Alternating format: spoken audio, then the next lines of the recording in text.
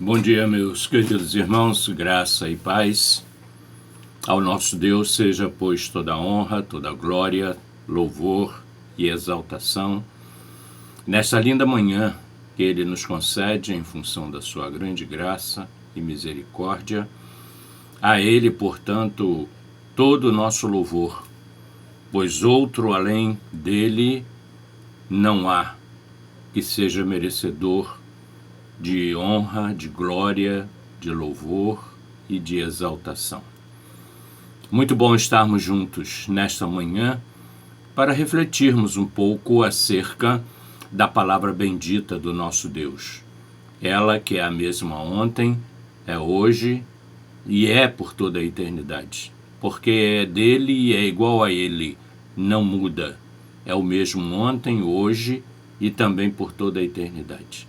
Por isso, nesta hora, eu quero orar com você, agradecendo a Ele por esta bênção, o dom da vida, neste dia 11 de março de 2022, e de ter o privilégio de juntos, apesar de distantes, porém unidos pelo Espírito Santo de Deus, que está aqui no meu coração, também no seu, unido por esta plataforma de trabalho eletrônico, que nos une, apesar da distância.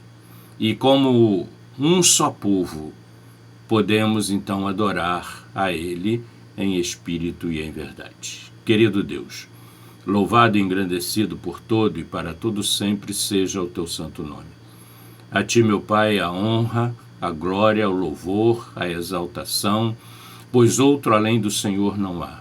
Tu és o único, o verdadeiro, o Senhor Deus, sobre todas as coisas. E por isso, nesta manhã, alegres, felizes, nos curvamos perante o Senhor, reconhecendo o Teu senhorio sobre nós e todas as demais outras coisas, reconhecendo que sem o Senhor nada somos, nada podemos fazer. E por isso rogamos-Te que a Tua grande misericórdia continue sendo, ó Deus, atuante nas nossas vidas, na minha e na vida de todo aquele que olha para Jesus e faz dele, Jesus, Teu Filho amado, nosso Senhor, autor e consumador da sua fé. Perdoa, meu Deus, os nossos pecados. Confessamos a Ti nesta hora o nosso pecado, o pecado que promove separação entre nós e o Senhor.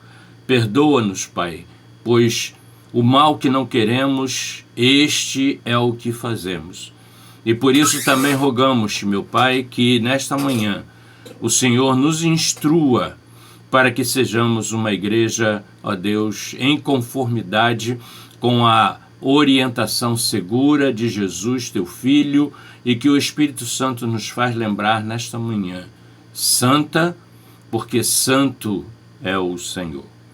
Dá-nos da Tua graça nesse dia, que o Teu Espírito Santo encontre guarida em nossos corações e assim nós possamos, após, ó Deus, alimentar e sustentar nossa alma e fé na Tua palavra, na direção segura do Teu Espírito Santo, darmos frutos e que os frutos que cada um de nós produza permaneça para o louvor, a honra e a glória do Teu nome. Assim eu oro, também assim eu agradeço, em nome de nosso Senhor e Salvador Jesus Cristo. Amém. Querido, como anunciei ontem, convocando, chamando, convidando você para participar desta devocional, eu quero convidar você a manter aí a sua Bíblia aberta na primeira carta que o pastor Pedro escreve no capítulo 4, a partir do versículo 12 até o versículo de número 19, onde nós vamos refletir um pouco acerca, irmãos, do que o pastor Pedro orienta a igreja, que sou eu, que é você, que somos nós, onde estivermos, que aceitamos, confessamos Jesus Cristo como nosso Senhor e nosso Salvador, e batizados, estamos inseridos no seu corpo, que é a igreja, esta igreja precisa estar atenta a uma série de situações que têm ocorrido nesses últimos dias, onde se fala muito acerca da volta de nosso Senhor e Salvador Jesus Cristo, mas o comportamento desta igreja, que sou eu, que é você, volto a repetir, não está condizente com aquilo que Ele, o Senhor, exige de nós.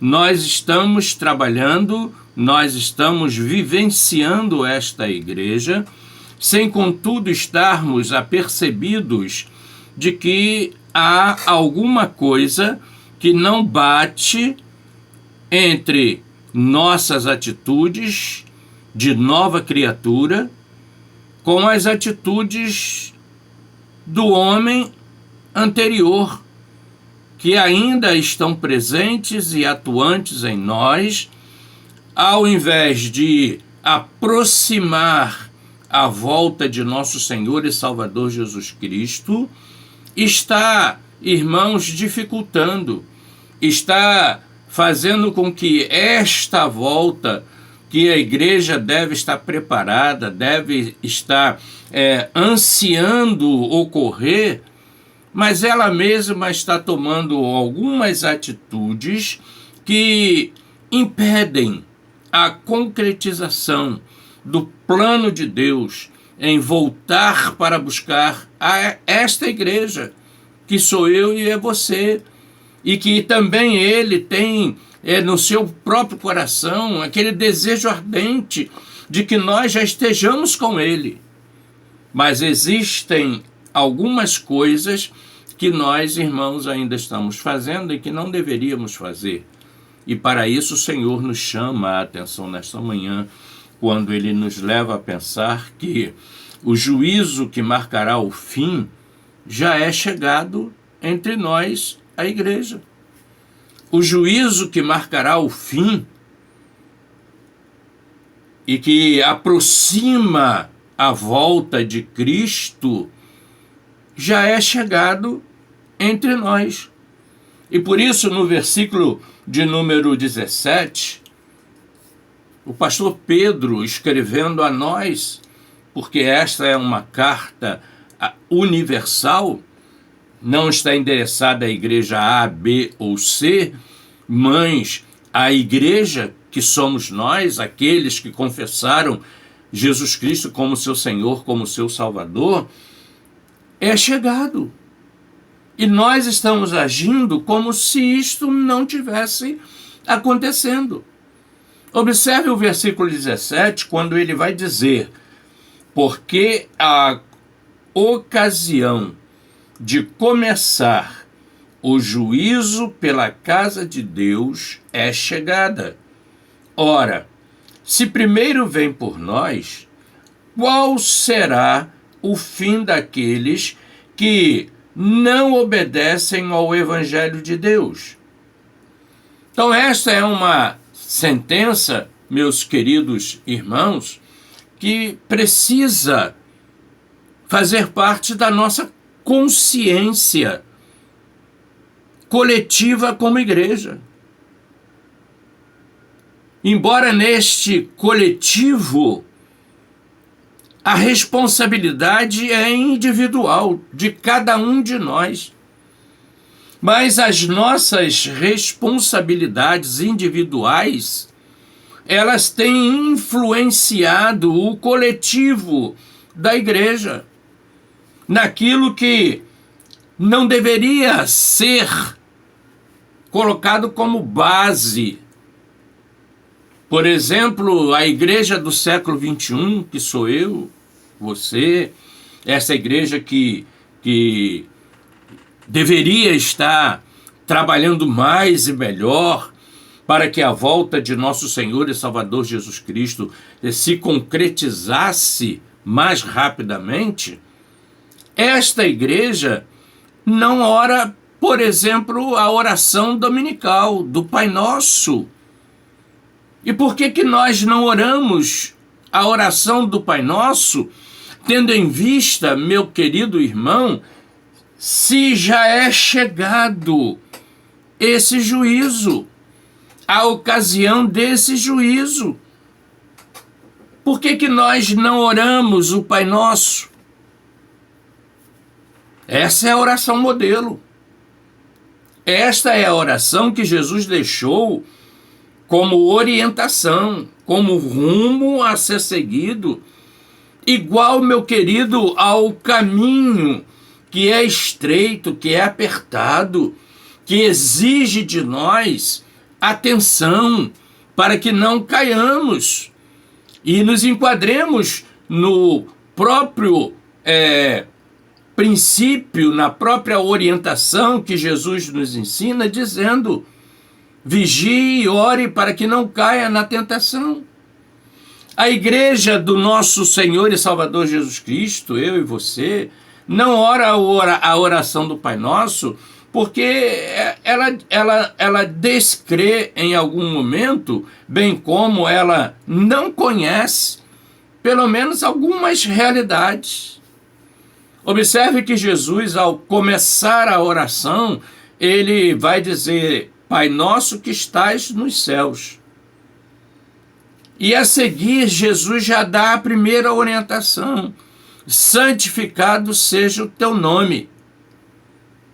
Como que eu e você temos santificado o nome do Senhor Jesus nesses dias que nós temos vivido, onde um dos resultados da oração do Pai Nosso, que é perdoa-nos assim como nós perdoamos, isto não tem sido realizado por nossa parte diante dele, Deus, e dos homens, nossos semelhantes, a quem Jesus diz que devemos amar. Se não amamos, não perdoamos. E a base, irmãos, da nossa comunhão com Deus é o seu amor em nós, através de Jesus Cristo, seu Filho. Esta sentença, irmãos, já é chegada a nós. E nós temos agido nesses dias como se isso não estivesse acontecendo. É interessante observar, meu querido irmão, que a preocupação da igreja tem sido com aquilo que o Senhor diz que nós não deveríamos nos preocupar. Jesus, ensinando aos seus discípulos, e nós somos seus discípulos, ele vai dizer que nós não deveríamos ficar preocupados com o que haveríamos de comer, de beber, de vestir. Mas essa tem sido a nossa preocupação. A busca não é pela santidade de Deus, que Jesus, o Filho, expressa ao nos deixar a oração do Pai Nosso como padrão: santificado seja o vosso nome. Nós não temos guardado o nosso pé quando entramos na casa do Senhor. E eu estou falando isso, meu irmão, meu amigo, em relação ao templo, onde nós nos reunimos para adorar a Ele, e deveríamos fazer isso com prazer, como Davi registrou: alegrei-me quando me disseram, vamos à casa do Senhor. Parece-nos, irmãos, que esta alegria já não existe mais, porque nós vamos ao templo, e quando vamos, além da murmuração, irmãos, pela demora do culto, pela insatisfação de não ser feito aquilo que eu quero que seja feito, além dessas atitudes negativas, irmãos, também temos a falta de reverência. E nos esquecemos, irmãos, que Deus nos diz através do pastor Pedro que a ocasião de começar o juízo pela casa de Deus é chegada. E eu começo a pensar, irmãos, no que é juízo. Como você tem pensado a questão de juízo? O juízo não é uma coisa simples.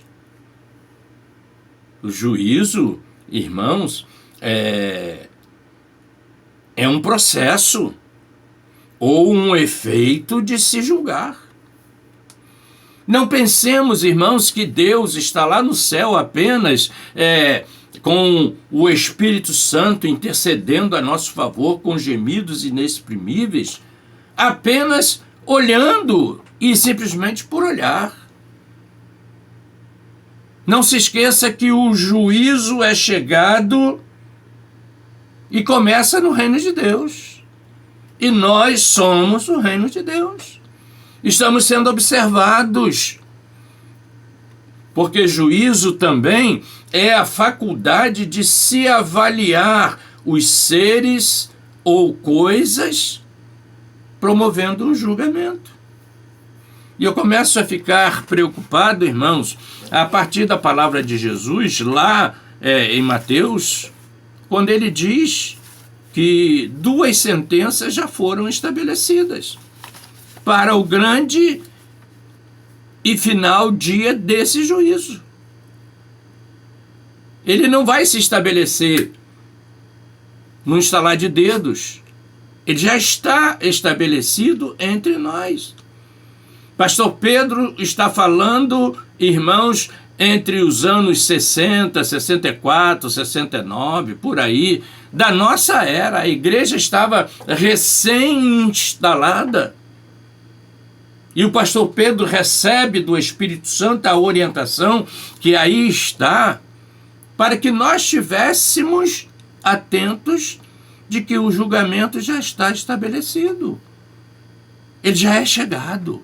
Falta-nos apenas o grande final dia, quando as 2 sentenças serão, irmãos queridos, aplicadas.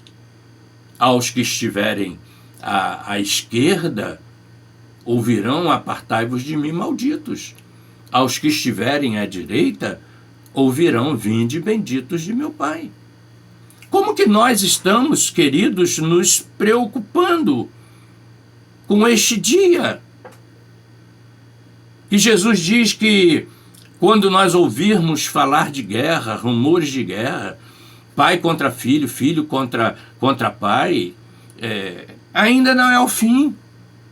Estamos apenas no princípio. E se esse princípio, irmãos, é um princípio de julgamento, precisamos estar atentos. Olha o que o pastor Pedro fala, meu querido, aí no versículo 18. E no versículo 18 ele vai dizer: e se é com dificuldade que o justo é salvo? Você pensa que foi fácil a salvação, para que lá no final você ouça: vinde benditos de meu Pai, e tome por herança o que vos está preparado, desde antes da fundação do mundo? Você pensa que foi fácil? Atente para essa palavra: e se é com dificuldade que o justo é salvo? Justo é aquele que foi lavado e justificado pelo sangue precioso de Cristo Jesus. Não é porque eu, você, seja lá quem for, seja bonzinho. Ah, fulano é tão bonzinho, já está salvo. Tá, não. Ele não foi justificado. E só justifica o sangue de Cristo Jesus. Daí, todo esse capítulo, a partir do versículo 12, tem para mim uma fundamental importância para o dia do juízo, que já é chegado, querido, já está estabelecido. E que nós temos caminhado como se não tivéssemos acontecendo nada. Tanto faz para lá, quanto faz para cá. Eu vou. Deixa a vida me levar, de qualquer jeito, de qualquer maneira, não importa, eu vou.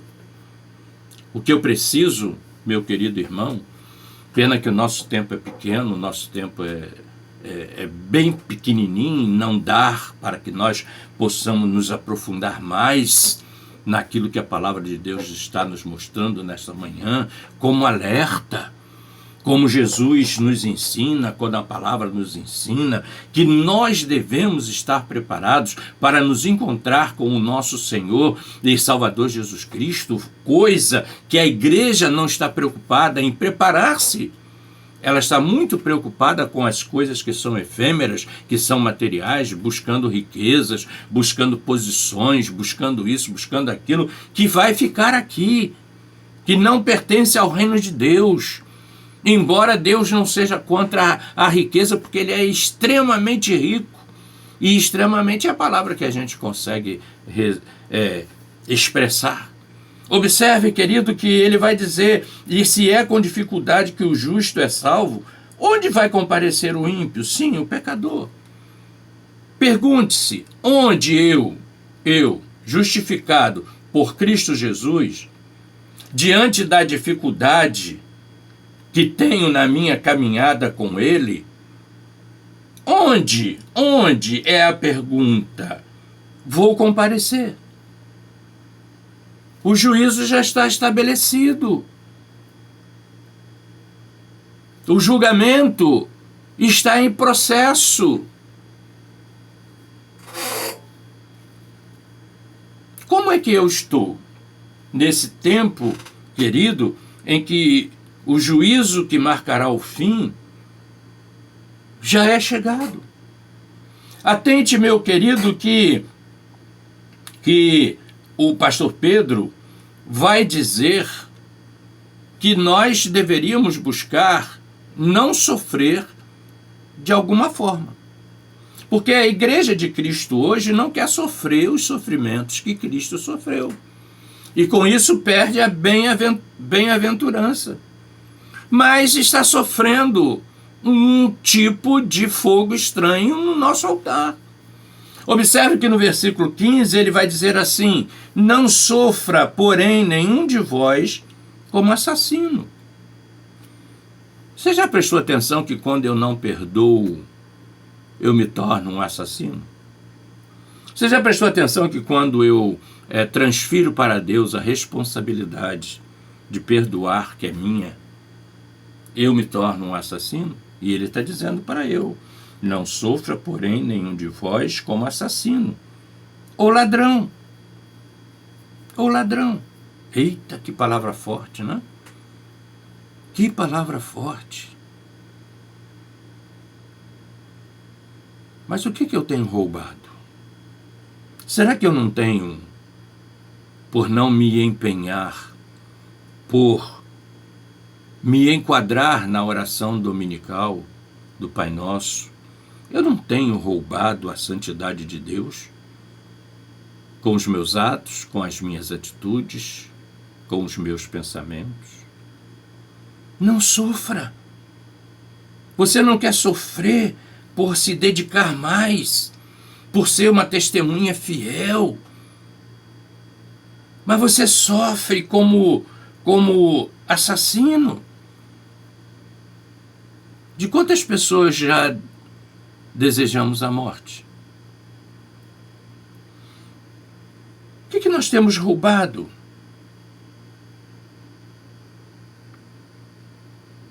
Que malfazejo, ao longo de nossa caminhada como nova criatura que deveríamos ser, temos feito? Ele diz para nós: não sofra, porém, nenhum de vós como assassino, ou ladrão, ou malfeitor, ou como quem se intromete em negócios de outrem. Mas se sofrer, meu irmão, observe o que ele vai dizer no versículo de número 16. Mas se sofrer como cristão, eu ouso pedir permissão a Deus de tirar essa palavra cristão, porque cristão tem um monte de gente que está por aí dizendo que é, mas que não é crente. Então, com a permissão de Deus, eu colocaria aí ao lugar de cristão, crente.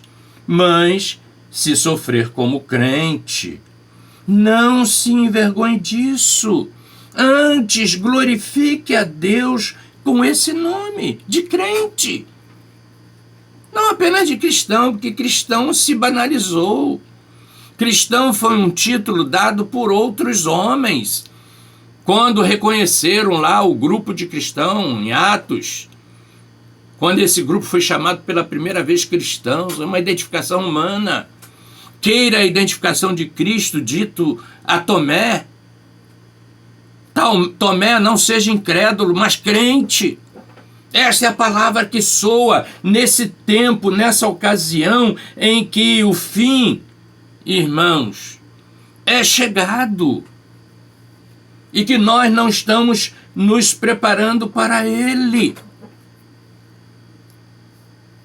Observe que, finalizando aqui, porque o tempo já vai se ultrapassando do limite, Pedro vai dizer, encerrando esse capítulo de número 4, no versículo de número 19, algo que é extraordinário também. Ele diz, porém, por isso, também os que sofrem segundo a vontade de Deus, encomendem a sua alma ao fiel Criador na prática do bem. Não que nós sejamos salvos por obras, Tiago diz que não. Não é por obras. Não. E ele não está falando bem como obras, mas bem de produzir bem-estar, ainda que seja diante das lutas e das dificuldades. Atentemos nesta manhã, meu querido irmão, o que o Espírito Santo está nos dizendo. E ele, o Espírito Santo, nos faz lembrar aquilo que ele mesmo lembrou a João na ilha de Patmos e que João registrou. Aquele que tem ouvidos, ouça o que o Espírito diz às igrejas. E nós somos a Igreja de Cristo Jesus, com nomes de congregações diferentes, congregacionais, como nós, batistas, presbiterianos, metodistas. Mas esta não é uma palavra exclusiva para essas denominações, mas para a igreja que foi lavada, remida, comprada pelo precioso sangue de nosso Senhor e Salvador Jesus Cristo. Que Ele continue nos abençoando, que Ele continue nos alertando acerca da sua vontade e que nós possamos, meus irmãos, ser não ouvintes apenas e negligentes, mas que nós possamos ser, meus queridos, praticantes desta palavra. Que Ele nos abençoe rica e abundantemente nesse tempo mau em que a igreja está atravessando, cujo juízo que, irmãos, configura o fim, é chegado entre nós. Paz.